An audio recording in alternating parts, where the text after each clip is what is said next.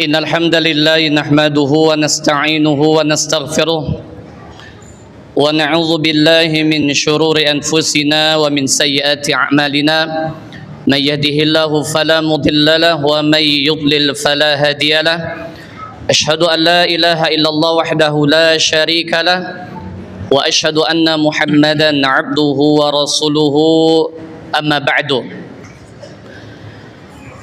Alhamdulillah, segala puji bagi Allah Subhanahu wa Ta'ala yang mana pada malam hari ini kita dapat berkumpul bersama-sama di majlis ilmu di dalam lindungan Allah Subhanahu wa Ta'ala atas segala limpahan rahmat serta nikmat yang diberikan kepada kita, nikmat Islam, nikmat iman, dan nikmat waktu yang luang sehingga kita dapat hadir bersama-sama untuk menghadiri tabligh akbar di Masjid Raya Singkawang yang insyaallah diberkahi oleh Allah Subhanahu wa Ta'ala.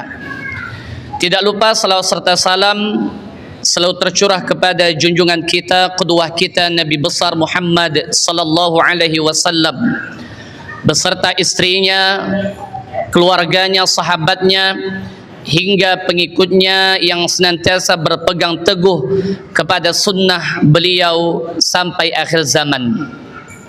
Para hadirin wal hadirat yang dirahmati oleh Allah, kami dari panitia Singkawang Mengaji, kemudian Pondok Pesantren Asy-Syafi'iyah Kota Singkawang, mengucapkan terima kasih sebesar-besarnya kepada pengurus Masjid Raya Singkawang dan DKM Masjid Raya yang sudah memberikan dukungan kemudian fasilitas.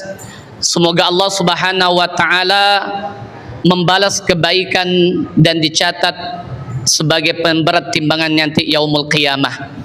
Kemudian tidak lupa juga kami ucapkan terima kasih kepada jajaran pemerintah Kota Singkawang, kemudian aparat kepolisian dan keamanan yang sudah berkontribusi dan memberikan dukungan dalam acara ini. Semoga Allah Subhanahu wa Ta'ala membalas kebaikan mereka semuanya.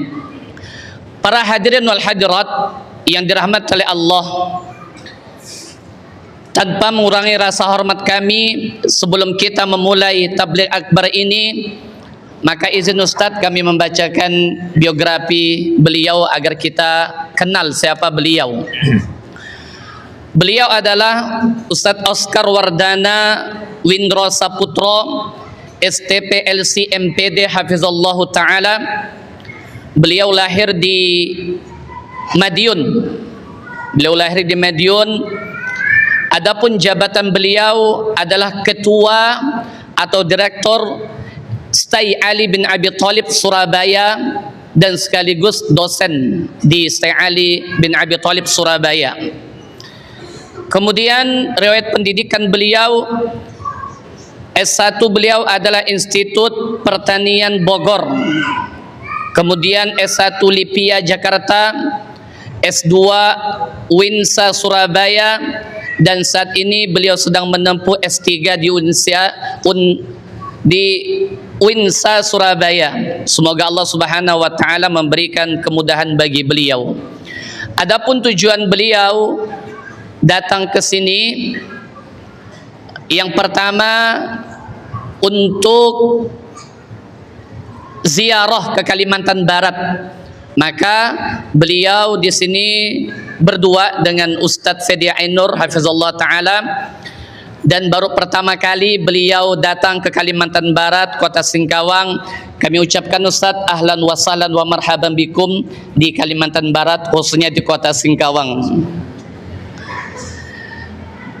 Tujuan beliau datang ke sini adalah untuk mengadakan MOU di salah satu pondok pesantren di Kalimantan Barat. Alhamdulillah, MOU ini diadakan di Pontianak, kemudian Kota Singkawang di Pondok Pesantren Asy-Syafi'iyah. Kemudian beliau juga mengadakan MOU dengan pondok pesantren yang ada di daerah Sambas. Semoga ini menjadi wasilah untuk kita menuntut ilmu dan untuk memperluas ilmu agama. Mungkin ini saja biografi yang bisa kami sampaikan. Sebelum kita memulai acara ini, maka perlu untuk diperhatikan.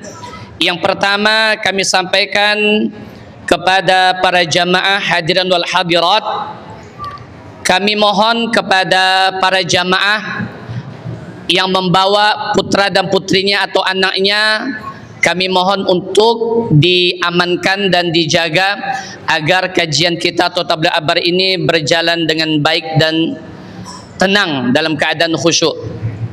Yang kedua, kami sampaikan bahwasanya dalam tabligh akbar ini kita akan membagi dua sesi. Yang pertama, sesi nanti yang ini akan disampaikan kajian nanti tausiah. Kemudian yang kedua, sesi tanya jawab. Dan kami harapkan kepada para jamaah yang ingin bertanya jawab nanti, yang pertama bisa untuk mencatat nomor via WA. Akan disampaikan di via WA. Nomornya adalah 0895 0244 7117. Kami ulang lagi, 0895 0244 7117. Atau bisa juga lewat tulisan atau kertas nantinya. Mungkin ini saja yang dapat kami sampaikan. Mari kita bersama-sama mendengar tabligh akbar ini yang akan disampaikan oleh Ustadz Oscar Hafizullah Ta'ala dengan tema kembali kepada Allah Subhanahu wa Ta'ala di tengah kesibukan dunia. Untuk mempersingkat waktu, kami persilakan kepada Al-Ustadz, falyatafaddal mashkuran.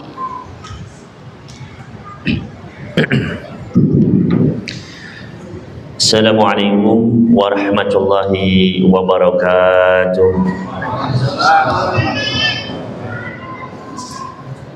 Innal hamdalillah nahmaduhu wa nasta'inuhu wa nastaghfiruh wa na'udzu billahi min syururi anfusina wa min sayyiati a'malina. Man yahdihillahu fala mudhillalah wa man yudlil fala hadiyalah. Wa ashhadu an la ilaha illallah wahdahu la syarikalah wa ashhadu anna Muhammadan abduhu wa rasuluh. Salawatu rabbina wa salamuhu alaihi wa ala alihi wa sahbihi wa man istanna bi sunnatihi ila yaumil qiyamati wa ba'd. Allahumma 'allimna ma yanfa'una wanfa'na bima 'allamtana wa zidna 'ilman wa hudan wa tuqan wa salahan ya rabbal 'alamin. Bapak Ibu sekalian, kaum muslimin muslimat, jamaah Masjid Raya Singkawang, alhamdulillah kita bersyukur kepada Allah Subhanahu wa Ta'ala yang mana pada malam hari ini Allah Subhanahu wa Ta'ala dengan nikmatnya mengumpulkan kita pada malam hari ini di tempat yang mulia, di rumah di antara rumah-rumah Allah Subhanahu wa Ta'ala, dalam rangka untuk tafahuh fiddin, memperdalam pengetahuan kita tentang ilmu agama. Mudah-mudahan Allah Subhanahu wa Ta'ala jadikan duduknya kita pada malam hari ini menjadi salah satu tanda kebaikan dari Allah Subhanahu wa Ta'ala. Sebagaimana baginda Nabi alaihi salatu wasallam pernah bersabda, "Man yuridillahu bi khairan yufaqihu fiddin." Barang siapa yang Allah Subhanahu wa Ta'ala inginkan kebaikan atas diri hamba tersebut, niscaya Allah akan faqihkan dia, Allah akan pahamkan dia, Allah akan tambahkan ilmunya fiddin, dalam masalah agama. Maka kita memohon kepada Allah Subhanahu wa Ta'ala dengan nama-namanya yang maha indah, dengan sifat-sifatnya yang maha agung, mudah-mudahan Allah Subhanahu wa Ta'ala menambahkan untuk kita semua pada malam hari ini ilmu yang bermanfaat, amal yang saleh. Mudah-mudahan kita ditambahkan keimanan, ketakwaan dan keistiqomahan. di atas iman, di atas Islam, di atas tauhid, di atas sunnah hingga akhir hayat kita. Allahumma amin. Ikhwani wa akhwati fiddin rahimani wa rahimakumullah. Dan terkait tema yang kita bahas pada malam hari ini, yaitu kembali kepada Allah Subhanahu wa taala di tengah kesibukan dunia. Iman seseorang itu bisa naik, bisa turun. Nabi sallallahu alaihi wasallam memberikan permisalan iman itu seperti baju yang kita kenakan. Beliau bersabda, innal imana la yakhluqu la yakhlaqu kama yakhlaqu thawbu. Sesungguhnya iman itu bisa menjadi rusak. Iman itu bisa seperti pakaian. Ya, kalau dipakai terus maka warnanya akan luntur, maka kainnya akan menjadi semakin tipis seperti pakaian yang kita pakai ini. Kemudian Nabi sallallahu alaihi wasallam memerintahkan, fas'alullaha an yujaddida imanakum, maka mintalah kepada Allah Subhanahu wa taala untuk memperbaharui iman kalian. Jadi iman itu seperti pakaian, kata Nabi sallallahu alaihi wasallam. Dia bisa semakin lusuh, bisa semakin tipis. Apa penyebabnya, ikhwani fillah rahimani wa rahimakumullah? Sebabnya adalah keseharian kita, gesekkan kita dengan dunia setiap harinya, maka ini bisa melunturkan, bisa melusuhkan pakaian keimanan seseorang. Karena dunia ini adalah ujian. Allah Subhanahu wa taala berfirman, innama amwalukum wa auladukum fitnah. Sesungguhnya harta benda kalian, anak-anak kalian adalah fitnah, ujian. Dan yang namanya ujian tersebut bisa melunturkan keimanan seseorang. Bagaimana tidak? Sedangkan Nabi SAW bersabda, ad-dunya hulwatun khadirah. Sesungguhnya dunia ini manis dan hijau, menarik. Maka ketika seseorang dia bergesekan terus dengan dunia, maka iman itu bisa melemah.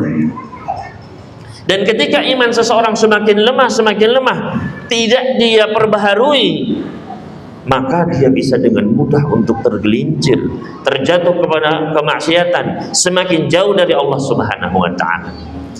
Maka disinilah peran kembali kepada Allah Subhanahu wa taala, atau yang disebut oleh para ulama kita dalam beberapa istilah, kembali kepada Allah.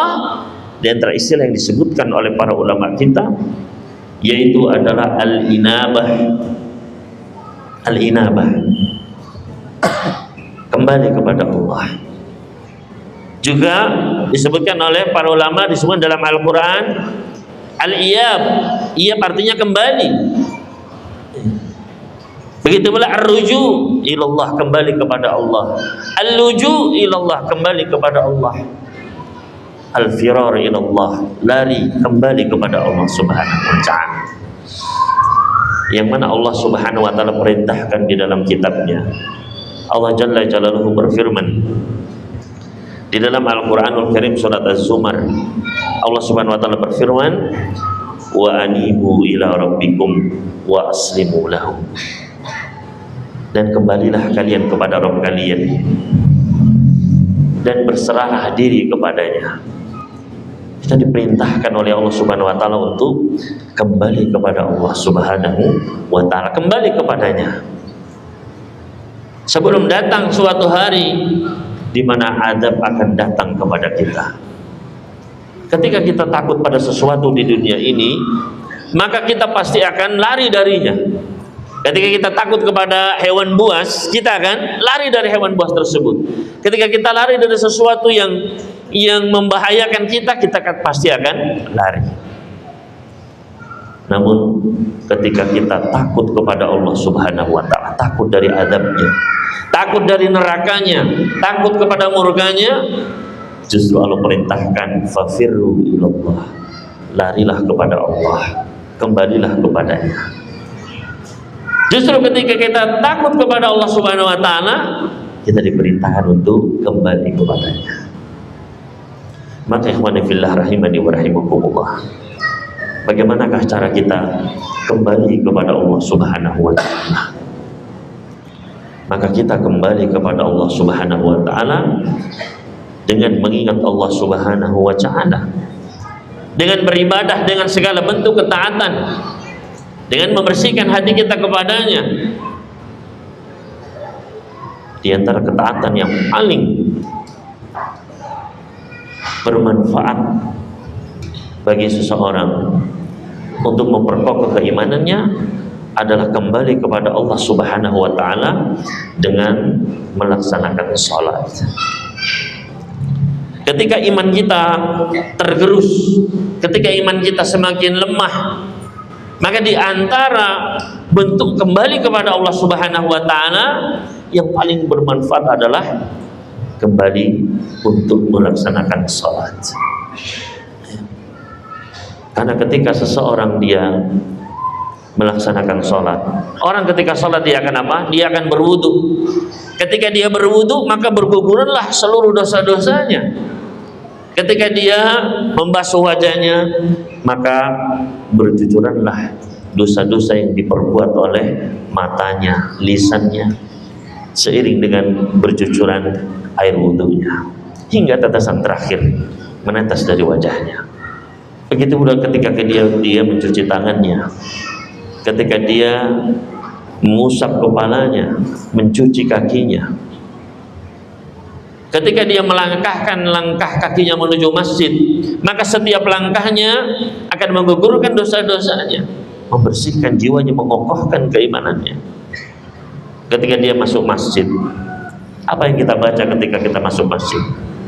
Nabi SAW mengajarkan ketika kita masuk masjid, ya, begitu melihat gerbang masjid, misalnya di depan tadi, ya, antum sekalian masuk, lihat, ya, pintu masjid, kita membaca apa? A'udzubillahil azim wa biwajhihil karim wa sultanihil qadim minasyaitonir rajim. Kemudian ketika mau masuk, ya, melangkahkan kaki sebelah kanan, membaca apa? Bismillah wassalatu wassalamu ala rasulillah, Allahumma gfirli dhunubi waftahli abwaab rahmatik. Ya Allah, ampunilah dosa-dosaku dan bukakanlah pintu rahmatmu. Maka digugurkan dosa-dosanya, dibersihkan, maka imannya pun akan semakin kokoh. Kemudian ketika dia sholat, dosa demi dosa berguguran. Kata Nabi sallallahu alaihi wasallam, as-salawatul khams wal jumu'ah ila jumu'ah wa ramadan ila ramadan mukaffiratun lima bainahunna. Salat yang 5 waktu, salat ke salat, Jumat ke Jumat, Ramadan ke Ramadan, itu bisa menggugurkan dosa-dosa yang ada di antaranya.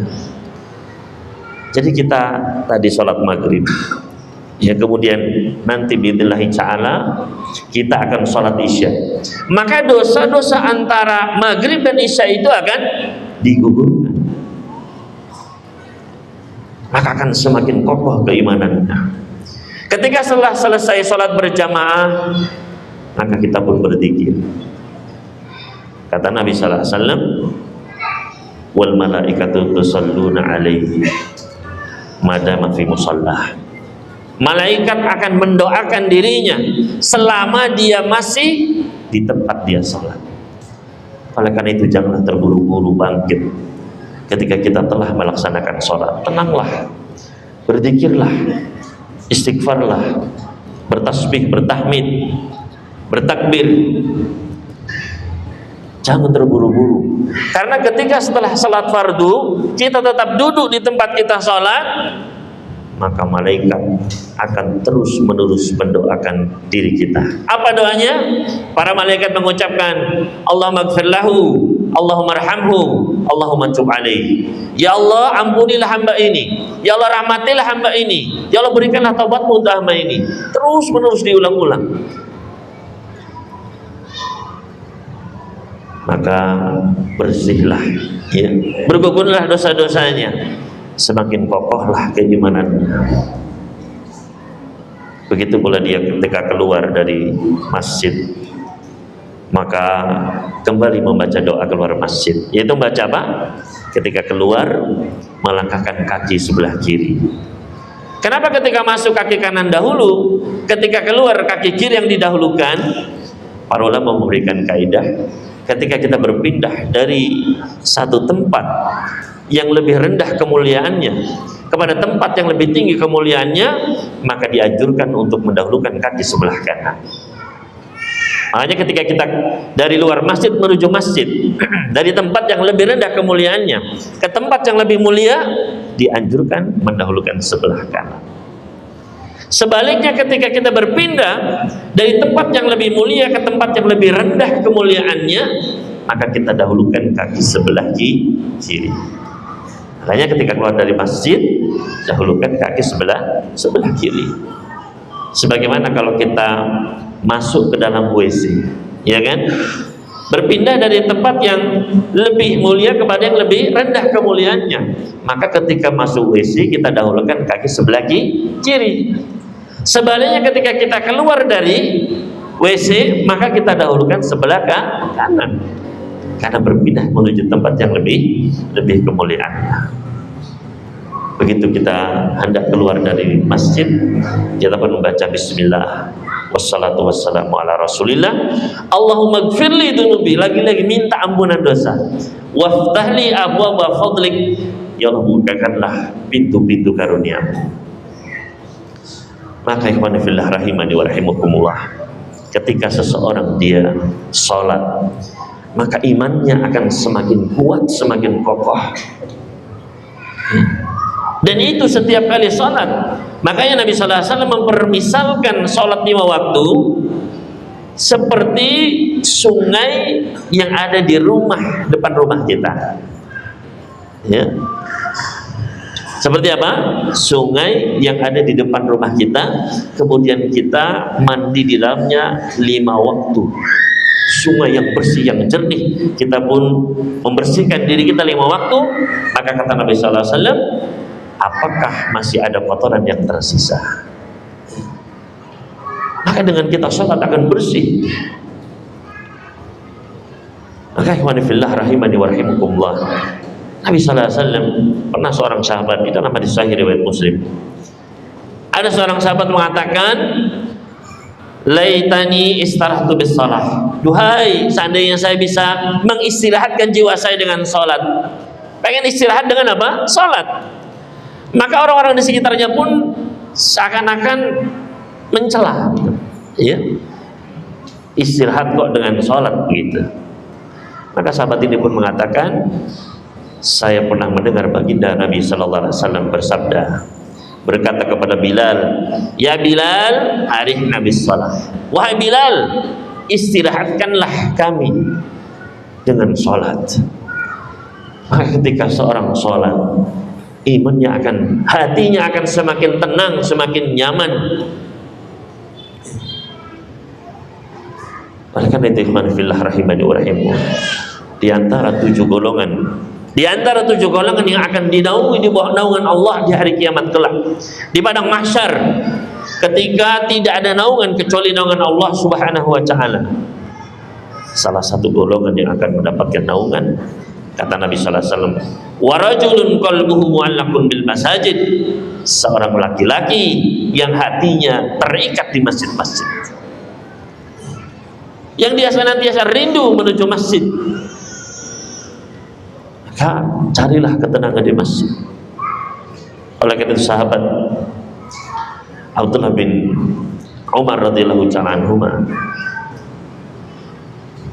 beliau pernah berpesan, kata beliau, man ahabba an yalqallaha ghadan mu'minah, barang siapa yang pengen besok di hari kiamat berjumpa dengan Allah Subhanahu wa taala dalam keadaan sebagai seorang mukmin,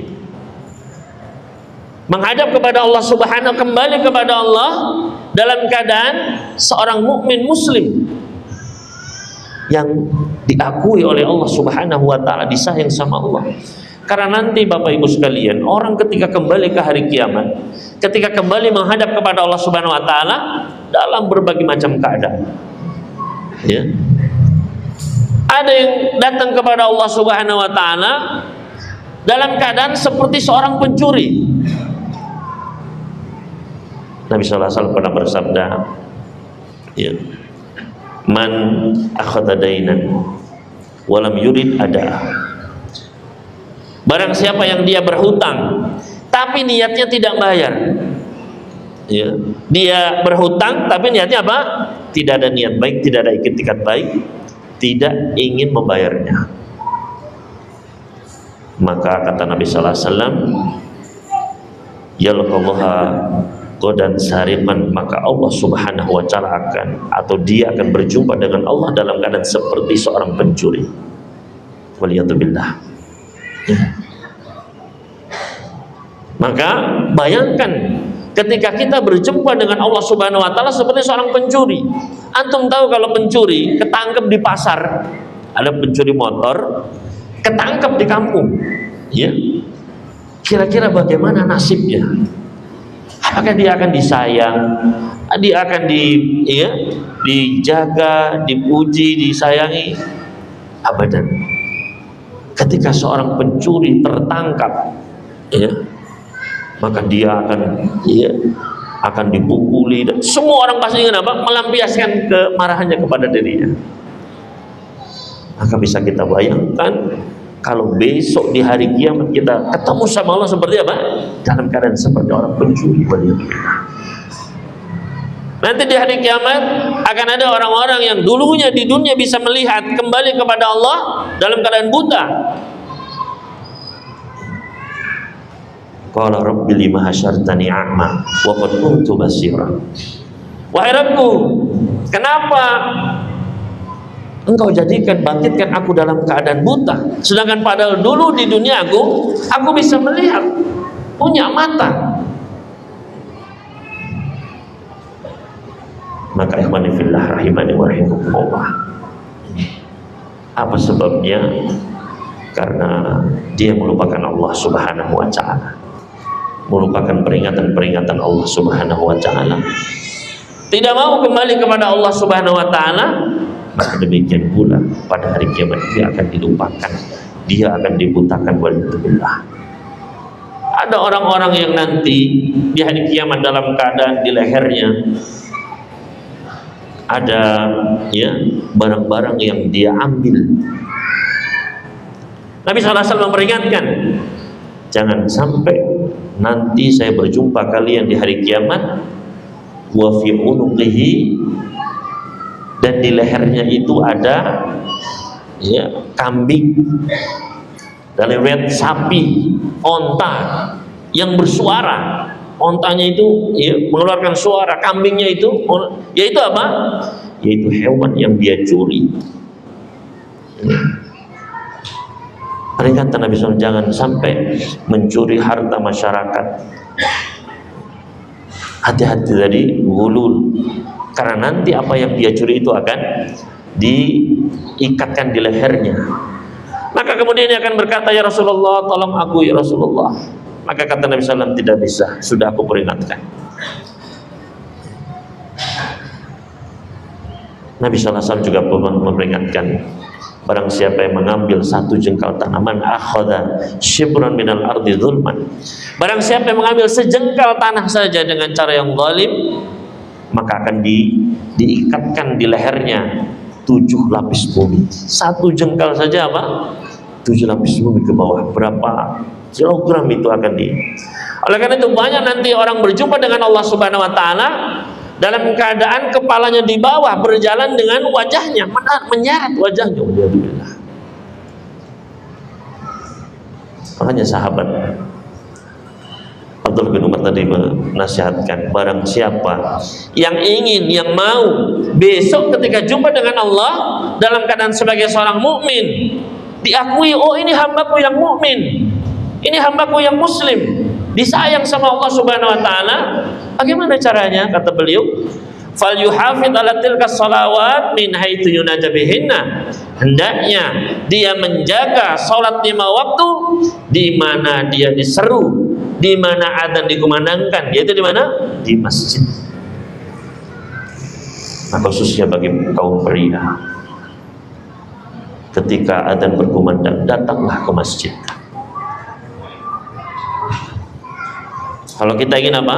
Besok berjumpa dengan Allah Subhanahu wa taala dalam keadaan sebagai seorang mukmin.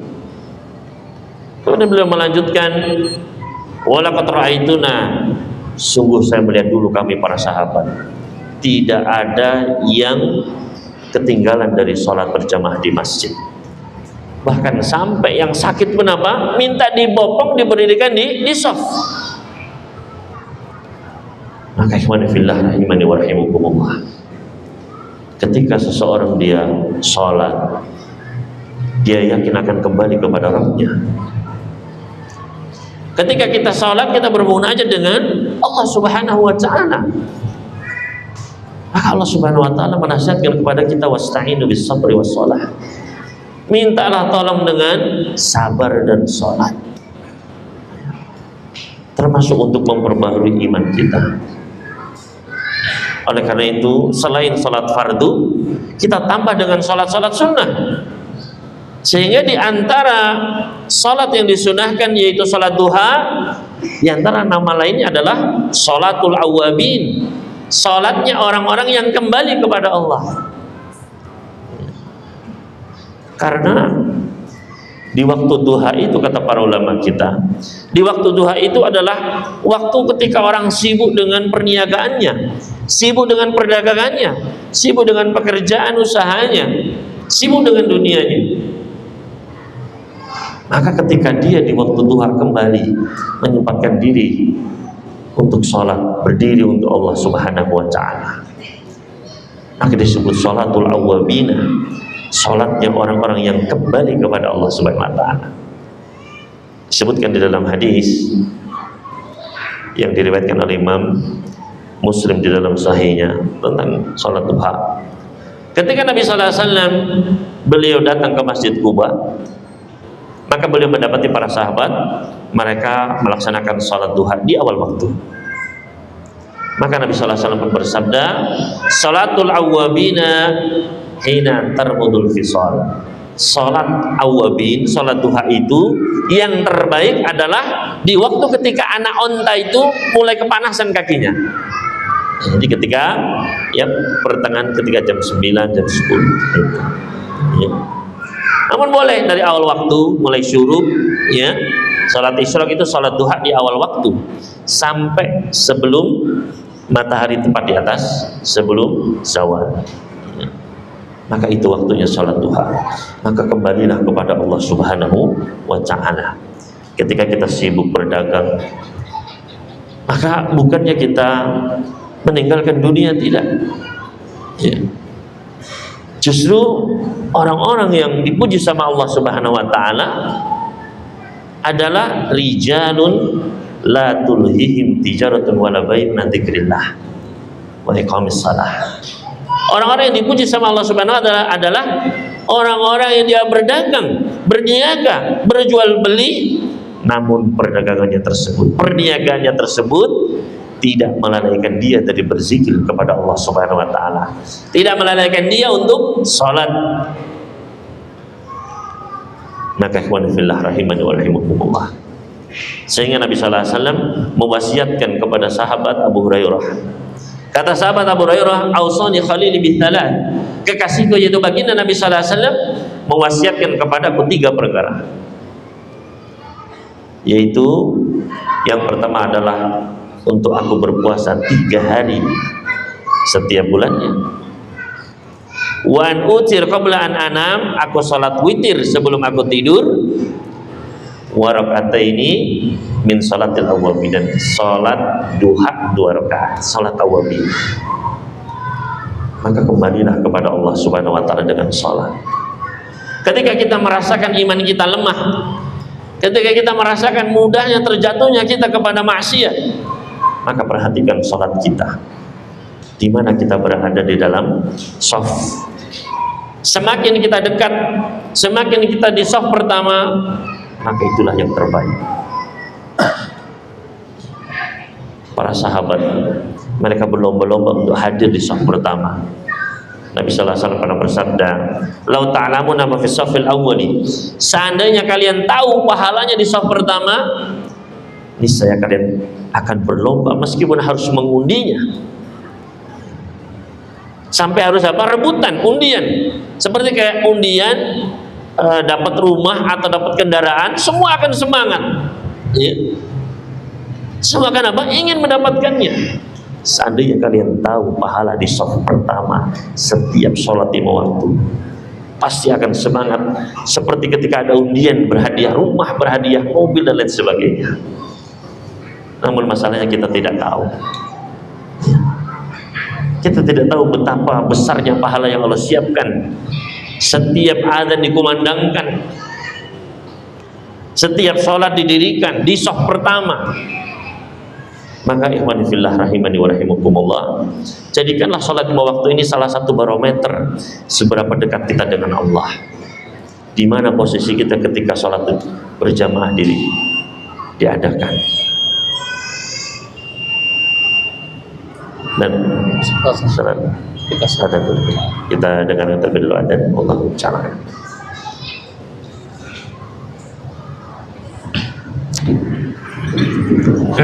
Baik, para jamaah, mungkin kita setelah azan nanti kita melaksanakan sholat, dan setelah itu kita lanjutkan kajian lagi, dan setelahnya akan sesi tanya jawab nanti insyaallah.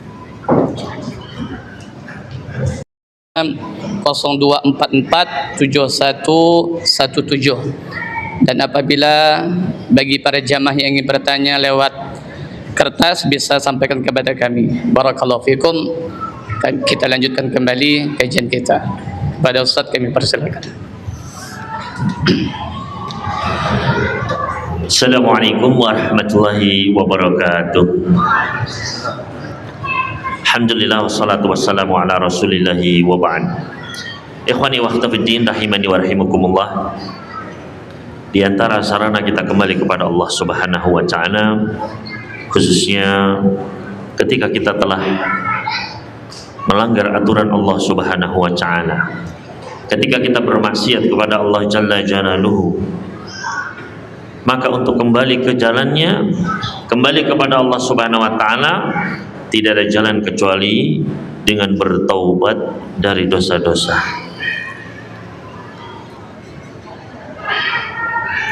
Ketika seseorang dia bermaksiat kepada Allah Subhanahu wa taala, maka hatinya akan semakin gelap. Nabi sallallahu alaihi wasallam pernah bersabda, "Idza adnaba al-'abd nukitat fi qalbihi nuktatan sauda." Ketika seorang hamba dia berbuat sebuah dosa, maka akan diberikan titik hitam di dalam hatinya. Maka hal ini akan melemahkan keimanan seseorang. Maka tidak ada jalan untuk kembali memutihkan hati kita, membersihkan jiwa kita, membersihkan dari noda hitam dosa tersebut. Tidak ada jalan kecuali dengan bertaubat kepada Allah Subhanahu wa taala. Bahkan ketika Nabi sallallahu alaihi wasallam beliau merasakan hati beliau gelisah, beliau pernah bersabda, "Innahu la yughanu ala qalbi wa inni la astaghfirullah wa atubu ilaihi fil yaumi mi'ata marrah." Sungguh aku benar-benar terkadang merasakan kegelisahan di dalam jiwa beliau, di dalam hati beliau. Maka apa yang beliau lakukan? Beliau pun dalam sehari beristighfar dan bertaubat kepada Allah Subhanahu wa taala sebanyak 100 kali. Maka ikhwani fillah rahimani wa rahimakumullah, ketika kita berbuat dosa, maka untuk membersihkannya adalah dengan at-taubatu ilallah. Bagaimanakah cara seorang hamba ketika dia ingin bertaubat, taubat yang diterima oleh Allah Subhanahu wa taala? Imam An-Nawawi rahimallahu taala beliau menjelaskan ada 3 step, 3 langkah agar taubat kita diterima. Langkah yang pertama yaitu adalah an yuqli'a anil ma'siyah, yaitu segera tinggalkan maksiat itu. Segera meninggalkan maksiat tadi. Jadi tidak ada ketika seseorang dia bertaubat tapi maksiat terus dijalankan. Gak ada STMJ, sholat terus maksiatnya juga. Dia harus berhenti dari maksiat tersebut. Kemudian step yang kedua, an yandama 'alaiha. Dia harus menyesali dosa tersebut. Dia minta ampun kepada Allah Subhanahu wa taala, menyesalinya. Makanya Nabi sallallahu alaihi wasallam beliau pernah berpesan, an-nadamu taubah. Penyesalan adalah bagian inti dari bertaubat. Karena ada orang yang dia sudah berhenti dari maksiat tersebut, sudah pensiun, tapi dia tidak menyesali perbuatannya. Dia sudah berhenti dari maksiat itu, tapi dia masih merasa bangga dengan hal tersebut. Maka ketika ingin bertaubat, yang kedua adalah harus ada penyesalan. Kemudian yang ketiga, ikhwan fillah rahimani wa rahimakumullah, step yang ketiga dalam bertaubat adalah dengan seseorang an ya'zima alla yauda ilaiha abada. Dia bertekad untuk tidak kembali mengulangi maksiat tersebut selama-lamanya. Ketika dia berhasil melaksanakan tiga hal ini, meninggalkan maksiat tersebut, menyesalinya, dan dia bertekad untuk tidak kembali, maka itu akan menjadi taubat yang nasuh. Maka akan kembali bersih hatinya. Kata Nabi sallallahu alaihi wasallam, wa in taba wastaghfara suqila qalbuhu. Ketika dia berhenti dari maksiat tersebut, dia taubat, dia beristighfar, maka hatinya pun akan kembali menjadi putih bersih. Imannya akan menjadi lebih kuat.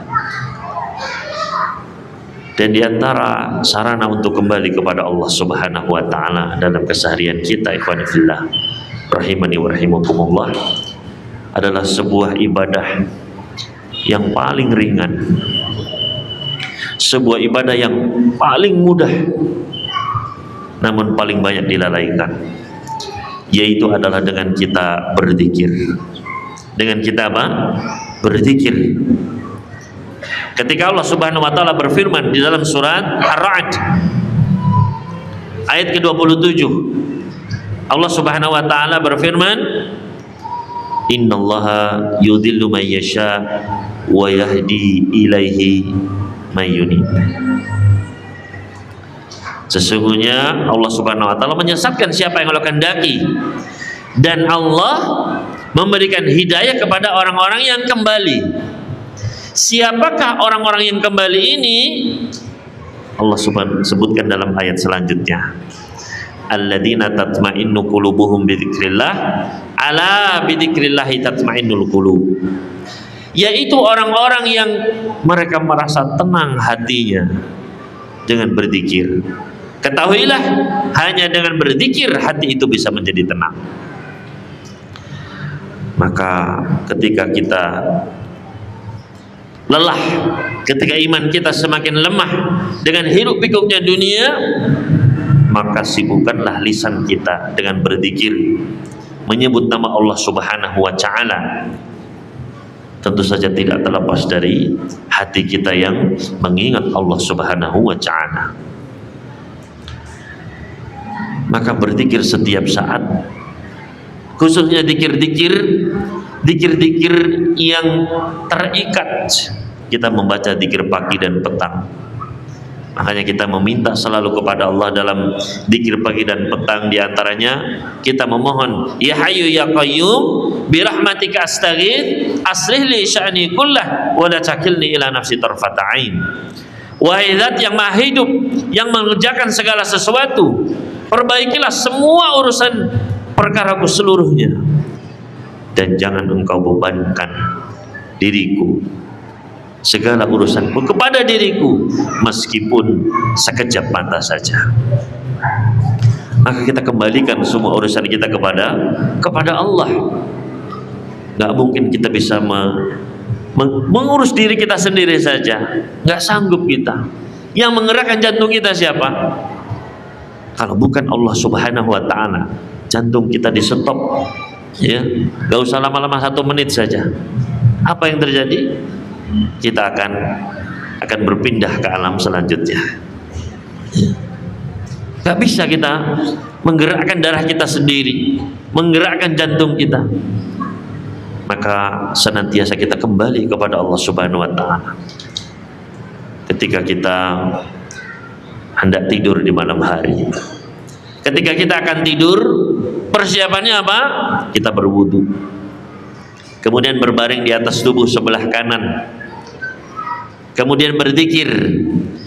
Di antara zikir yang dipesan oleh Nabi sallallahu alaihi wasallam, beliau pesan, barang siapa yang membaca zikir ini, dia jadikan ucapan terakhir yang dia ucapkan sebelum dia memejamkan matanya. Kalau dia bangun di pagi hari, dia akan mendapatkan pahala yang besar. Kalaupun dia meninggal di atas fitrah, di atas keimanan, husnul khotimah. Apa yang dibaca? Yaitu membaca, Allahumma inni aslamtu nafsi ilaik. Ya Allah, aku serahkan diriku ini, nyawaku ini kepadamu ya Allah. Wa wajjahtu wajhi ilaik, aku hadapkan wajahku ini kepadamu. Wa fawwadtu amri ilaik, aku serahkan semua urusanku kepadamu ya Allah. Wa alja'tu dhahri ilaik, aku sandarkan punggungku ini kepadamu ya Allah. Kembali kepada Allah, menyerahkan semua hanya kepada Allah. Raghbatan wa rahbatan ilaik, dengan rasa harap, rasa takut kepadamu ya Allah. La malja wa la manja minka illa ilaik, tidak ada tempat aku berlari, tempat aku kembali, tempat aku berlindung, tidak ada tempat keselamatan darimu kecuali kepadamu ya Allah. Kembali kepada Allah. Amantu bi kitabika alladzi anzalta wa bi nabiyyika alladzi arsalta, aku beriman kepada kitabmu yang kau turunkan dan kepada nabimu yang telah engkau utus. Barang siapa yang menjadikan ini kalimat terakhirnya sebelum tidur, ya, jadi zikir malam itu kan banyak ya.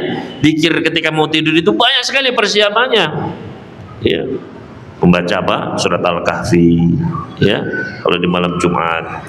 Kemudian membaca, Nabi SAW nggak pernah setiap malam melainkan beliau sudah membaca surat Al-Mulk. Ya. Setiap malam apa? Beliau membaca surat Al-Mulk, membaca Al-Kafirun, membaca ayat kursi, 2 ayat terakhir surat Al-Baqarah, belum tasbihnya, tahmidnya dan sebagainya. Kalau kita benar-benar menjalankan sunnah-sunnah sebelum tidur, sibuk kita, nggak sempet lihat ya, status orang dan sebagainya, nggak sempet. Sibuk dengan zikir. Karena ketika kita akan tidur, sebenarnya sejatinya kita siap-siap untuk mati. An-naum akhul maut, karena tidur itu adalah adiknya kematian, saudaranya kematian. Allahu yatawaffal anfusa hina mautiha wallati lam tamut fi manamiha. Allah mewafatkan jiwa-jiwa, Allah matikan jiwa-jiwa ketika datang kematiannya. Adapun yang belum datang ajalnya, wafatnya, kapan dimatikan? Ketika dia tertidur. Allah ambil nyawa kita. Yang sudah datang ajalnya ketika tidur, nggak dikembalikan sama Allah. Adapun yang belum datang ajalnya, Allah kembalikan. Kita bangun lagi. Maka ikhwani fillah rahimani wa rahimakumullah, ketika kita akan tidur di malam hari, berzikir, berserah diri kepada, karena kita akan kembali kepadanya. Maka zikir ini setiap saat. Makanya kata Imam Ibnul Qayyim rahimahullahu ta'ala, nanti ketika pandangan manusia hijabnya sudah disingkap, mereka bisa melihat amal-amal mereka, maka tidaklah mereka mendapati amalan yang paling mudah dulu ketika hidup, tapi paling besar pahalanya lebih daripada zikir. Ringan sekali, mudah sekali. Kita mengucapkan subhanallah, apa sulitnya? Nggak pakai tenaga, nggak pakai banyak waktu, nggak. Tapi justru manusia banyak melalaikannya, akhirnya menyesal kita. Nabi SAW pernah ditanya, wahai Rasulullah, amal apakah yang paling dicinta oleh Allah Subhanahu wa ta'ala? Beliau pun bersabda, antamuta walisanuka ratbun min dzikrillah. Amalan yang paling dicinta, disenangi oleh Allah Subhanahu wa taala adalah engkau mati dalam keadaan lisanmu basah oleh zikir, menyebut Allah Subhanahu wa Ta'ala. Padahal kita kalau berzikir, kalau kita banyak zikir, kira-kira bibir itu tambah basah atau tambah kering kira-kira? Ya, tambah kering, ya. Tapi basahnya oleh apa? Oleh pahala, oleh keimanan yang meningkat, hati yang menjadi tenang. Maka perbanyaklah apa? Kembali kepada Allah dengan berzikir. Di antara sarana lain untuk kita kembali kepada Allah Subhanahu wa Ta'ala, yang sarana yang sangat-sangat penting, yaitu adalah berdoa. Berdoa, minta kepada Allah Subhanahu wa Ta'ala. Oleh karena ketika seseorang dia bingung, ketika dia memiliki pilihan, ketika dia akan beramal apa saja, maka kita diajarkan untuk membaca doa apa? Doa istikharah. Ya. Nabi SAW dahulu mengajarkan kepada para sahabat doa istikharah seperti beliau mengajarkan sebuah surat dari Al-Quran. Diajarkan kepada para sahabat dalam segala perkara hidup mereka. Maka apapun ya kita mau, apa saja kita pilihan, apakah mau berdagang, mau bekerja, milih tempat kerja, mau menikah, milih yang mana, milih ini, milih itu, istikharah. Ya. Nah kita kan jarang, banyak diantara manusia, jangankan jarang ya, doa istikharah saja mungkin belum hafal begitu. Ya. Mungkin belum pernah seumur hidupnya istikharah. Padahal lihat para ulama dahulu, Imam Bukhari, setiap beliau mau mencantumkan sebuah hadis di dalam sahih beliau, di dalam sahih Bukhari, maka beliau salat 2 rakaat istikharah sebelum melaksanakannya. Ya. Jadi beliau sudah meneliti hadis tersebut, ya kan? Sanadnya sahih, maka sebelum mencantumkannya di dalam sahih Bukhari, beliau apa? Salat istikharah 2 rakaat. Bayangkan beliau lakukan itu setiap hadisnya. Padahal di dalam Sahih Bukhari ada lebih dari 5.000 hadis. Kalau 5.000 saja dikali 2 berapa? 10.000 rakaat beliau lakukan. Bayangkan. Ya. Lah kita sudah berapa ribu? Ya. Kita belum ada apa-apanya. Apalagi tadi doanya saja belum hafal. Ya. Maka ikhwan fillah rahimani wa rahimakumullah. Ya. Berdoa kepada Allah Subhanahu wa Ta'ala. Orang yang dia berdoa berarti dia butuh sama Allah Subhanahu wa Ta'ala. Makanya Allah senang ketika hamba itu berdoa. Allah senang sekali. Ada yang kembali mengangkat tangannya berdoa minta sama Allah, Allah senang. Sebaliknya orang yang malas berdoa, nggak mau berdoa sama Allah, Allah marah. Ya. Kata Nabi SAW, man lam yad'ullah yaktub alaih. Barang siapa yang nggak mau berdoa sama Allah, Allah marah sama dia. Maka ini salah satu sarana perbanyak doa kapan dan di mana saja. Ya. Memang doa itu ada adab-adabnya, diajarkan oleh Nabi SAW. Jadi ketika kita mau berdoa minta sama Allah ada adabnya. Di antaranya ya mengangkat kedua tangan. Ya, kata Nabi sallallahu alaihi wasallam, "Innallaha hayyun karim, yastahi minal abdi rafa yadayhi ila samai yas'aluhu an yaruddahu masifra." Allah itu maha pemalu, Allah maha pemurah. Allah malu apabila ada hambanya mengangkat kedua tangannya minta ya sama Allah Subhanahu wa Ta'ala di langit sana. Allah malu, pasti Allah kasih ya, kasih ijabahnya, pasti Allah kabulkan. Kalau dia sampai pulang tangan kosong, Allah malu, pasti diijabah. Ya. Di antara ketika adab kita berdoa adalah dengan apa? Menghadap ke arah kiblat. Ketika terjadi perang Badar, Nabi SAW melihat pasukan kaum musyrikin 1.000 orang, sedangkan pasukan beliau cuma 300 sahabat. Maka beliau pun berpaling ke arah kiblat, kemudian beliau mengangkat tangan beliau, kemudian berdoa. Ya, menunjukkan apa? Dianjurkan ketika kita berdoa menghadap ke arah kiblat. Ya. Bagaimana kalau sulit Ustaz? Nggak bisa, nggak apa-apa. Ya. Kalau memang bisa dianjurkan, kalaupun tidak ke arah mana saja boleh. Ya. Kemudian ketika sebelum meminta kita puji Allah Subhanahu Wa Taala. Minimal dengan apa? Membaca Alhamdulillah. Ya. Kemudian bersolawat atas Nabi. Wassalatu wassalamu ala Rasulillah. Minimal. Ya.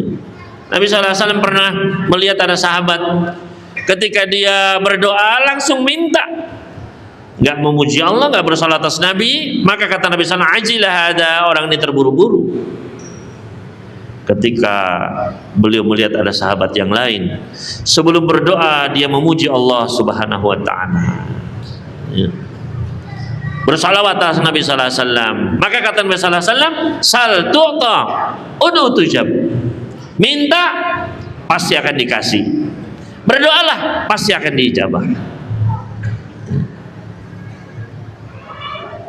Kemudian setelah itu bertawasullah dengan Asmaul Husna. Jangan langsung masuk ke doa. Sebut dulu nama-nama Allah Subhanahu Wa Taala. Ya Rahman, Ya Rahim, Ya Hayyu Ya Qayyum, Ya Dzal Jalali wal Ikram. Ya. Nabi sallallahu alaihi wasallam pernah mendengar ada sahabat berdoa, Allahumma inni as'aluka bi anni asyhadu annaka antallah alladzi la ilaha illa anta al-ahadus samad alladzi lam yalid wa lam yulad wa lam yakun lahu kufuwan ahad. Maka kata Nabi sallallahu alaihi wasallam, orang ini telah meminta kepada Allah dengan nama-namanya yang maha agung, yang kalau diminta dengannya pasti akan dijawab. Maka puji dulu Allah Subhanahu Wa Taala, kemudian panggil nama-namanya. Yang penting kita apa? Mengenal Allah Subhanahu Wa Taala dengan nama-namanya, dengan sifat-sifatnya. Sesuaikan doa kita dengan apa? Ya, dengan nama Allah Subhanahu Wa Taala, dengan apa yang kita minta. Kita minta kepada Allah rezeki, kita panggil Ya Razzaq, Ya Razik, Ya Mannan, Ya Wahhab. Ketika kita minta ampunan kepadanya, maka kita pun seru Ya Ghafur, Ya Ghaffar, Ya Rahman, Ya Rahim, Ya Tawwab. Maka kenali Allah Subhanahu Wa Ta'ala. Maka ikhwani fillah rahimadu wa rahimakumullah, berdoa ya. Ketika di antara adab juga yang penting dalam hal-hal yang memang penting ya, maka dianjurkan untuk mengulang doa itu sebanyak 3 kali ya. Di dalam hadis yang sahih riwayat Bukhari dan yang lainnya, karena Rasulullah SAW idza da'a thalathan. Dulu Nabi SAW kalau berdoa 3 kali beliau ulang. Wa idza salah thalathan. Kalau minta sama Allah beliau ulangi 3 kali dalam perkara-perkara yang penting. Seperti minta surga. Kata Nabi SAW, barang siapa yang minta dimasukkan ke dalam surga, dia ulang 3 kali. Allahumma adkhilul jannah, Allahumma adkhilul jannah, Allahumma adkhilul jannah. Maka surga pun mengatakan, ya Allah masukkan dia ke dalam surgamu ya Allah. Ketika dia berlindung dari neraka 3 kali, Allahumma ajirni minan nar, Allahumma ajirni minan nar, Allahumma ajirni minan nar, sebanyak 3 kali. Neraka mengatakan, ya Allah lindungilah dia dari neraka. Doa yang nggak sampai semenit dibaca, ya, tapi jarang keluar di lisan-lisan kita. Maka ikhwan fillah rahimani wa rahimakumullah, berzikir, berdoa, perbanyak sebanyak-banyaknya ya, sebanyak-banyaknya. Banyak zikir-zikir yang ya ringan tapi pahalanya besar, seperti misalnya ya kalimatani habibatani indar rahman, ya khafifatani ala lisan saqilatani fil mizan. Ada 2 kalimat yang sangat disenangi sama Allah, sangat dicinta sama Allah, ringan di lisan tapi berat di timbangan nanti di mizan. Yaitu apa? Subhanallah wa bihamdi subhanallah azim. Ustaz saya sudah sering dengar hadisnya, sudah sering Pak Ustaz, sudah tahu itu ya. Tapi coba kita hisap diri kita, hari ini sudah berapa kalimat itu keluar dari lisan kita? Kemarin sudah keluar berapa kali dari lisan kita. Kita sudah hafal hadisnya, tahu hadisnya sahih, tapi nggak ada di lisan kita. Bayangkan, ya. Istighfar, ya. Kata Nabi, tuba liman wajada fi sahifati istighfaran katsira.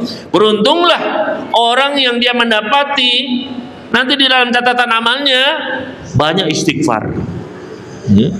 Dalam hadis yang lain kata Nabi, barang siapa yang nanti ketika dia membaca buku catatan amalnya dia senang ketika melihatnya, fal yuksir fihi minal istighfar, perbanyak di dalamnya istighfar. Bayangkan kalau di dalam catatan amal kita, ya, jam 7, ya, nggak ada istighfar, jam 8 nggak ada istighfar, ya, baru, ya, nanti duhur baru ada istighfar, nanti baru asar baru ada istighfar, kosong, bayangkan itu tiap detik, ya, dicatat semua, nggak ada istighfarnya. Bayangkan kalau, ya, detik istighfar, seneng kita. Tapi coba kita hisab diri kita. Balil insanu ala nafsihi basirah. Manusia itu kita tahu tentang diri kita sendiri. Hari ini sudah berapa amal, sudah berapa subhanallah wa bihamdi subhanal azim yang kita ucapkan, kita tahu, ya. Sudah berapa istighfar kita tahu, banyak atau enggak kita tahu. Kita bisa menghisab diri kita sendiri. Hasibu anfusakum qabla an tuhasabu. Hisablah diri kalian sebelum nanti dihisab sama Allah. Ya ayyuhalladzina amanu taqullaha wal tanzur nafsum ma qaddamat lighad. Wahai orang beriman, bertakwalah kepada Allah dan lihat apa nanti yang akan dia bawa untuk hari esok, untuk hari kiamat. Kita disuruh melihat apa yang sudah kita siapkan bekal. Maka sudah berapa banyak kita kembali kepada Allah dengan zikir, dengan istighfar. Jangan sampai kurang. Ya, alhamdulillah kita ini hadir di majelis diingatkan. Ya. Maka salah satu sarana kembali kepada Allah Subhanahu wa taala adalah hadir di majelis ilmu, majelis zikir. Karena ketika kita hadir dalam majelis seperti ini, disitulah ketenangan berada. Nabi SAW bersabda, majtama qaumun fi baitin buyutillah. Tidaklah suatu kaum berkumpul di rumah di antara rumah-rumah Allah seperti kita saat ini. Yatsluna kitab Allah, mereka membacakan ayat-ayat Allah. Wa yatadarasunahu bainahum, mereka saling mempelajarinya. Illa nazalat alimus sakinah, melainkan ketenangan akan turun. Maka pakaian iman kita akan semakin bersih. Wa ghasiyatuhum rahmah, dilingkupi rahmat. Wa hafazuhul malaika, para malaikat melingkupi mereka.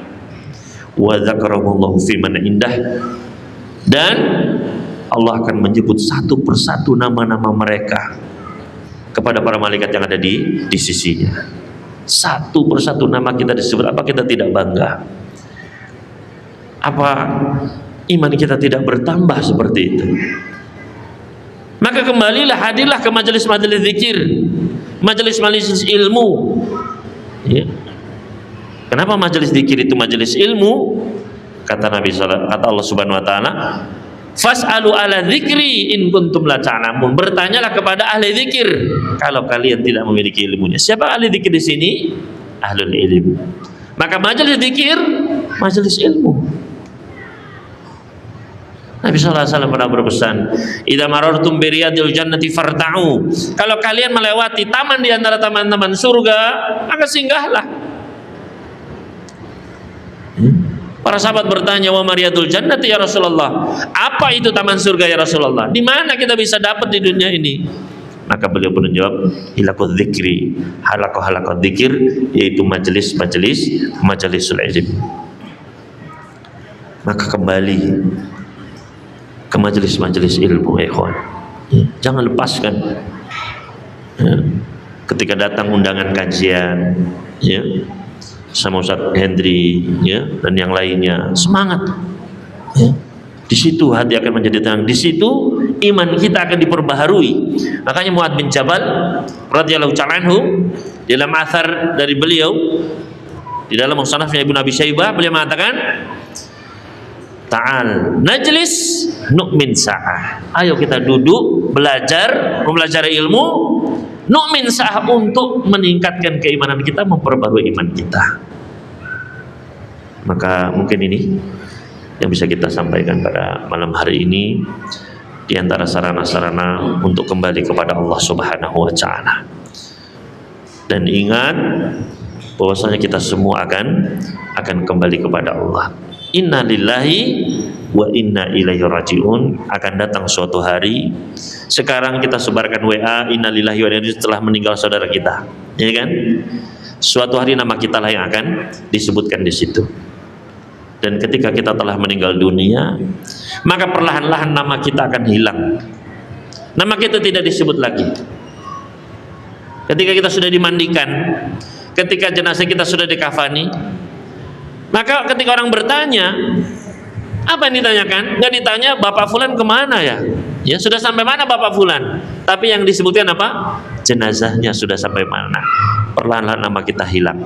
Maka kita akan kembali kepada Allah Subhanahu wa taala untuk mempertanggungjawabkan setiap detik kehidupan kita, setiap hembusan nafas kita, setiap sen harta yang kita dapatkan dan kita belanjakan, setiap ilmu yang kita lalaikan, yang tidak mau kita pelajari, yang belum kita amalkan. Mudah-mudahan Allah Subhanahu wa taala memberikan taufiknya kepada kita untuk senantiasa kembali kepadanya, dan mudah-mudahan kita semua kembali kepada Allah dengan hati yang selamat, diterima oleh Allah Subhanahu wa taala sebagai hambanya yang beriman. Mudah-mudahan kita semua dimasukkan ke dalam surganya. Allahumma amin. Pertanyaan Boleh.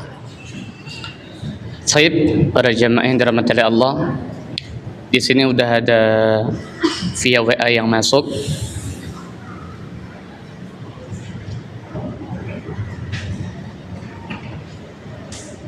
Bismillah. Ustadz, bagaimana menyikapi anak yang sudah pernah sekolah di pondok, sekarang futur dan susah untuk diajak beribadah kepada Allah? Bolehkah ana hanya memasrahkan semua kepada Allah karena hidayah datangnya dari Allah? Bagaimana kita bersikap menghadapi anak yang demikian? Alhamdulillah wassalatu wassalamu ala Rasulillah wa ba'd. Bapak Ibu sekalian rahimani wa rahimakumullah, anak adalah anugerah, ya. Allah Subhanahu wa taala menyebutkan bahwasanya anak-anak itu adalah zina, perhiasan, zinatul hayatid dunia, perhiasan kehidupan dunia. Ketika di rumah ada anak-anak, maka rumah itu menjadi apa? Terhias. Ya. Rumah akan menjadi ceria dengan ramainya anak-anak itu, ya. Ramai ocehannya, ya. Dengan tingkah polanya, ya. Maka rumah akan menjadi apa? Lebih berwarna. Sampai temboknya pun berwarna-warni dicoret-coret sama anak-anak. Ya. Maka anak adalah nikmat yang luar biasa. Namun anak adalah sebuah amanah yang Allah Subhanahu wa taala berikan. Allah Subhanahu wa taala telah memerintahkan kepada para ayah, para ibu. Kata Allah Subhanahu wa taala, ya ayyuhalladzina amanu qu anfusakum wa ahlikum nar. Wahai orang yang beriman, jagalah diri-diri kalian dan keluarga kalian dari panasnya api neraka. Maka setiap ayah nanti akan ditanya, apa usaha Anda untuk menjalankan firman Allah Subhanahu wa taala ini? Namun bagaimana tadi, ya? Ketika anak tersebut futur, maka Bapak Ibu sekalian, variabelnya ada banyak, ya. Namun ada beberapa hal penting yang perlu kami ingatkan di sini. Yang pertama, ya, ketika Allah tadi berfirman, ku anfusakum wa ahlikum nar, jagalah diri kalian dan anak keturunan kalian, keluarga kalian dari panasnya api neraka. Caranya bagaimana? Ali bin Abi Thalib menafsirkan alimuhum wa adibuhum, ajari mereka ilmu agama, ajari mereka adab akhlak. Maka ini kunci pertama, kita harus mengajarkan kepada anak-anak kita apa? Ilmu agama dan akhlak, adab Islam. Maka kita pun harus selektif dalam memilih sekolah, ya. Selektif benar-benar, ya. Cari sekolah-sekolah yang memang dia perhatian terhadap Al-Quran, terhadap As-Sunnah, yang berakidah yang benar. Dilihat pengajarnya siapa, di istilahnya apa, kunjungan dulu ya, disurvei dulu, ya. Survei dulu, bawa anaknya ke sana, ya, dilihat seperti apa, ya.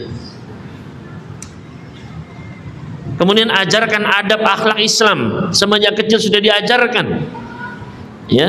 Yang antaranya sering saya berikan contoh, ajarkan misalnya adab ketika keluar rumah, membaca zikir ketika keluar rumah, yaitu membaca apa? Bismillahi tawakkaltu 'alallahi la haula wala quwata illa billah. Kata Nabi sallallahu alaihi wasallam, barang siapa yang keluar rumah membaca zikir ini, maka akan ada penyuruh dari langit mengucapkan, ya, qad kufita wa wuqita wa hudita wa tanaha anu syaitan. Akan ada penyuruh dari langit mengatakan engkau telah mendapatkan petunjuk, engkau telah mendapatkan kecukupan, engkau telah mendapatkan perlindungan, dan syaitan akan menyingkir dari jalannya. Kemudian satu syaitan mengatakan kepada temannya, kaifa anta birajulin qad hudiya wa kufiya wa wuqiya. Bagaimana kamu bisa menyesatkan seorang yang sudah dikasih petunjuk, dikasih kecukupan, dikasih perlindungan? Artinya apa, Bapak Ibu sekalian? Ketika anak kita itu keluar rumah ke sekolah, ya, mulai dari TK sampai pun dia kuliah, kita nggak mungkin bisa menjaga mereka 24 jam. Nggak mungkin kita mengawasi mereka terus menerus, nggak mungkin. Mau masang CCTV di mana saja nggak bisa. Atau sekarang pakai drone misalnya, ya, ikuti ya dia ke belajar apa begitu, nggak bisa. Dia ketemu dengan siapa, iya. Sekarang misalnya di jalan ada penjahat, ada narkoba, ada ya predator anak, iya. Atau sekarang juga banyak virus, ya kan, macam-macam, tahu anaknya meninggal misalnya. Gak bisa kita menjaga mereka terus-menerus. Maka bagaimana cara menjaga mereka? Bekali sunnah ini, biar Allah yang memberikan penjagaan, ya. Nah, sebelum keluar ingat baca ini, keluar rumah baca ini, ajarkan dari kecil, ya. Anak kecil itu diajari doa ini, ya, kita mau keluar rumah, insya Allah 3 kali 4 kali sudah pinter, sudah bisa ngajari kakeknya, sudah bisa. Biasakan, ya. Karena anak kecil itu tergantung apa yang dibiasakan, ya. Coba misalnya sekarang anak kecil jam 9 pagi dikasih HP misalnya, ya, kemudian dikasih permainan, ya. Besok jam 9-nya pasti minta lagi. Persis dia apal waktunya. Oh, jam segini minta HP gitu. Padahal anak masih 2 tahun 3 tahun sudah bisa, ya. Dia akan terus besoknya lagi, ya. Maka ajarkan adab-adab Islam, besoknya dia akan ngulang lagi, ya. Maka ikhwan fillah rahimani wa rahimakumullah, ya. Ajarkan ilmu adab akhlak Islam. Kemudian yang kedua, hendaknya orang tua pun menjadi contoh, ya. Orang tua menjadi apa? Menjadi contoh. Hendaknya kita mempersoleh diri kita. Jadilah ayah ibu yang soleh solehah, ya. Pepatah mengatakan apa? Buah itu jatuh nggak akan jauh dari pohonnya, ya. Masa pohonnya di Singkawang, buahnya di Pontianak? Nah, itu kan sudah dibawa, ya, sudah diekspor ke sana begitu, ya. Tapi namanya buah itu ya jatuh di dekat pohonnya. Maka ketika ayah ibunya soleh, maka anak itu akan mengikuti. Ketika bapak ibunya habis maghrib ngaji baca Quran, Anak usia 2 tahun, 3 tahun langsung ambil ya mushaf ya, meskipun terbalik dia baca seperti ditirukan. Itu. Anak itu peniru yang ulung. Maka ya. Kemudian yang ketiga, hendaknya berikan anak-anak tersebut rezeki yang halal. Rezeki apa? Yang halal. Ya. Karena rezeki yang haram akan merusak, menghilangkan keberkahan rumah kita, termasuk pada anak-anak kita. Rezeki yang haram menyebabkan tubuh anak-anak itu malas untuk berbuat ketaatan. Ya. Maka pastikan harta yang kita bawa dari luar ke rumah adalah harta yang halal, meskipun sedikit. Kalau itu halal, berkah ya. Anak itu akan tumbuh dengan baik, sehat. Dan yang tidak kalah pentingnya, yaitu hendaknya orang tua memperbanyak doa. Perbanyak doa. Jadi jangan kadang orang tua memberikan ke pondok, dilepaskan saja sudah. Iya, dia tidak mempersoleh dirinya, ya. Dia juga jarang mendoakan anaknya. Ini keliru. Ya. Ini apa? Ini kekeliruan, kesalahan orang tua. Ya. Bayangkan Allah Subhanahu wa taala sudah menitipkan di lisan setiap ayah, setiap ibu senjata ampuh. Kata Nabi sallallahu alaihi wasallam, salah da'awatin mustajabatin la syakka fihinna. Ada 3 doa yang pasti diijabah sama Allah, nggak mungkin tertolak. Salah satunya adalah apa? Da'watul walidi liwaladihi. Doanya ayah ibu bagi anaknya. Yang namanya doa itu sehari bisa berapa kali, Pak? Bisa berkali-kali. Ya. Setiap saat orang tua bisa mendoakan. Lah ini banyak orang tua yang malas berdoa. Ya. Ada doa ampuh nggak pernah dipakai. Bayangkan, mubazir nggak itu? Ya. Ada doa yang ampuh yang pasti dijamin diijabah, cuma ditaruh malah ya medsosan, instagraman dan lain sebagainya, malah nonton drakor, dracin. Ibu sekarang masih seperti itu ya. Ya.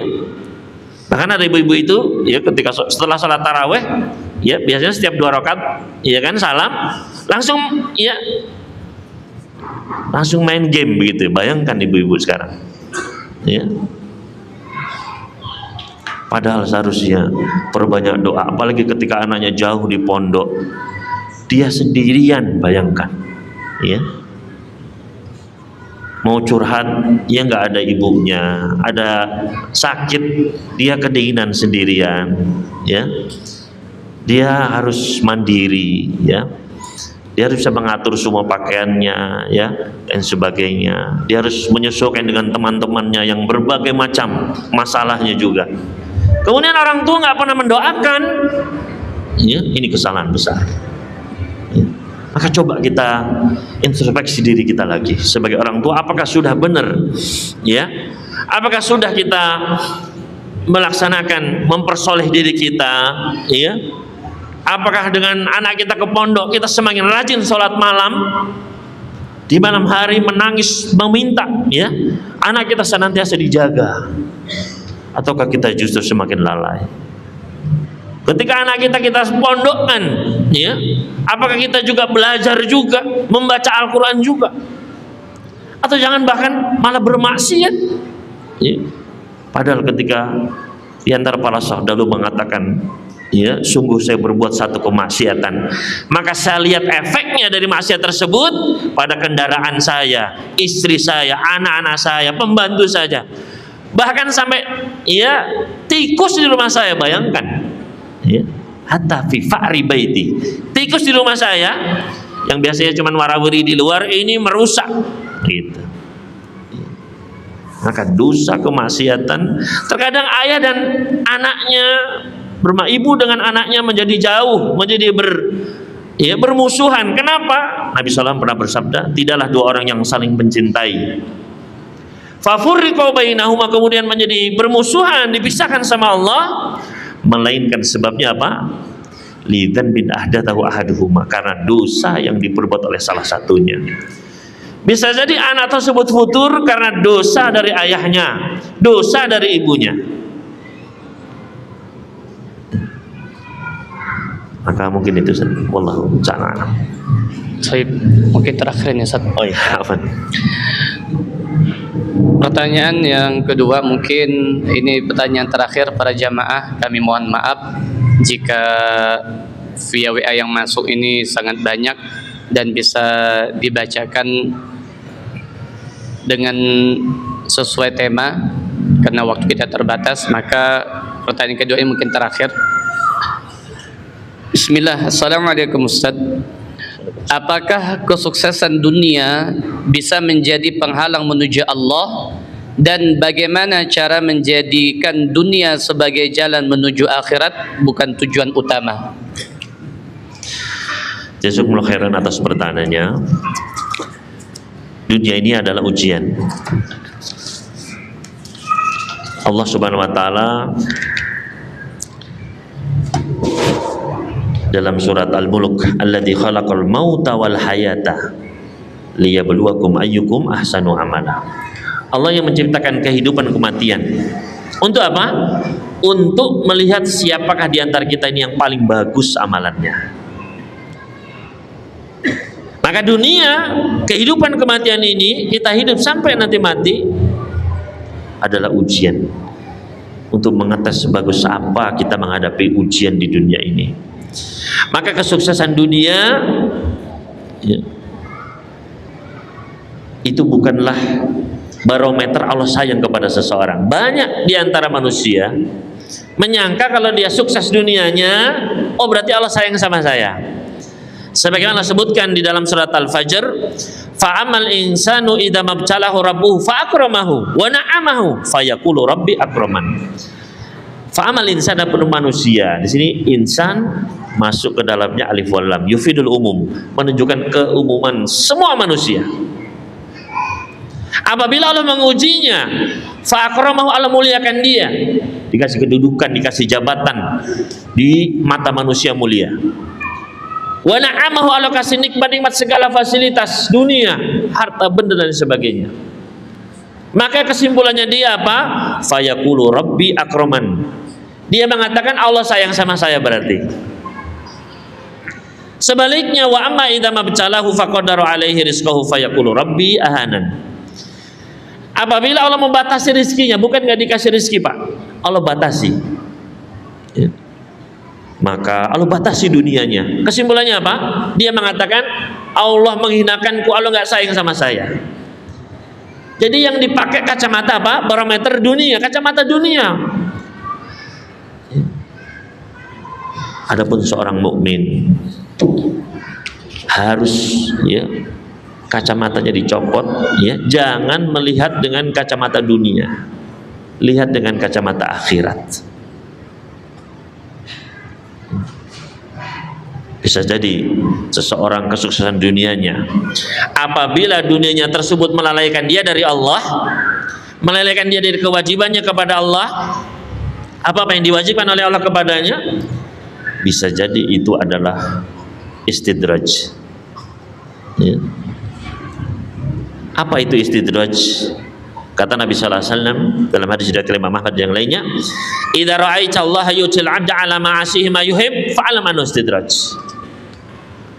Kalau kamu melihat Allah memberikan kepada seseorang ya, fasilitas dunia apa saja yang dia inginkan dikasih.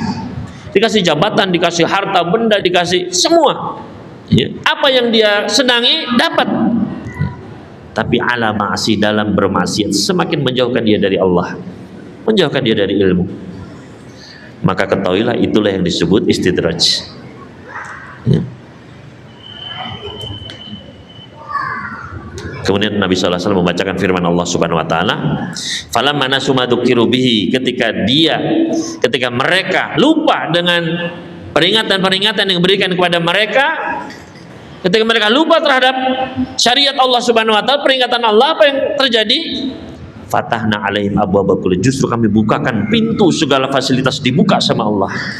Hatta idza farihu bima utu, ketika dia sudah senang dengan kesuksesannya, dengan fasilitas-fasilitas tersebut, akhadnahu baktah, kami ambil dengan tiba-tiba.